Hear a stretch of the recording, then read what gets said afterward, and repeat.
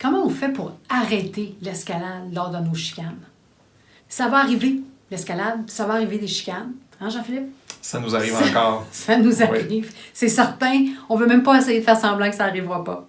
Par contre, ce qu'on veut, c'est se donner des trucs pour que quand on va être dans une escalade de conflit, qu'on soit capable d'arrêter d'escalader. Et cette conversation-là, on veut l'avoir à froid. On ne veut pas essayer de faire des choses différemment pendant qu'on est dans l'escalade. C'est très difficile. Alors, on va vous donner 3 aspects qu'on veut discuter ensemble dans le couple pour se donner des outils pour la stopper, la fameuse escalade, quand elle va arriver. La première chose, la plus difficile et la plus importante, c'est de reconnaître ces symptômes. Qu'est-ce qu'on voit, comment on se sent quand on est dans une escalade? Dans nos escalades, à nous, Valérie, moi, ce que je remarque, c'est que littéralement, je veux sortir de la pièce. J'ai vraiment toute une partie de moi qui veut partir. Souvent, j'arrête de parler, j'ai le visage qui se ferme, puis j'ai un léger mal de ventre là, qui monte, là, une tension dans le ventre. Ça, c'est les miens. OK. Moi, tu vois, ce que je remarque quand je suis dans l'escalade, j'ai de la tension. Genre de la tension dans le cou, dans les mâchoires, puis même dans les bras, les mains, un petit peu. Puis je réalise que je parle de plus en plus vite, puis de plus en plus fort. Ça fait une grosse partie de... Moi aussi, je le remarque. Une des choses aussi qu'on a tous les deux, je pense, c'est qu'on a tendance à blâmer l'autre. C'est comme, OK, mais essayer de te démontrer que vraiment tout ça, c'est de ta faute, là. Fait que quand on tombe dans cette dynamique de blâme-là, on est dans l'escalade, je pense. OK? Alors, on veut parler de ça entre nous. On veut, entre nous, identifier c'est quoi nos symptômes.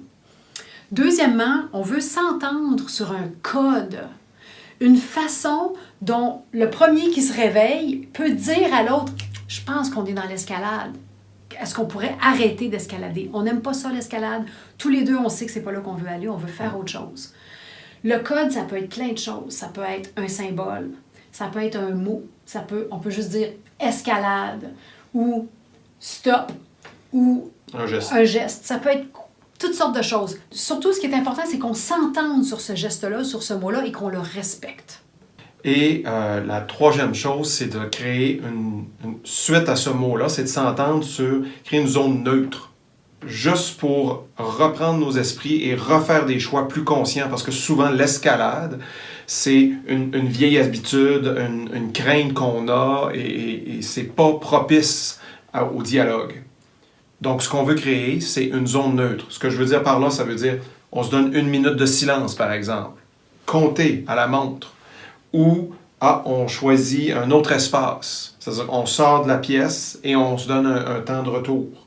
Des fois, on va aller s'installer une zone de dialogue dans la maison, une place où on va aller, très spécifiquement. Il y a des gens pour qui, quand l'escalade est trop élevée, une minute, ça ne sera pas assez. Des fois, on veut un plus longtemps. On va revenir ou même on va changer de pièce complètement pendant un temps. C'est à vous de discuter puis de trouver qu'est-ce qui va bien fonctionner pour vous à ce moment-là. J'aime ça, comment tu le dis, Jean-Philippe, retrouver nos esprits pour revenir puis créer la conversation qu'on veut avoir. Le point clé, c'est que si on veut que nos escalades diminuent, il faut se parler de comment on les désamorce quand on n'est pas en conflit.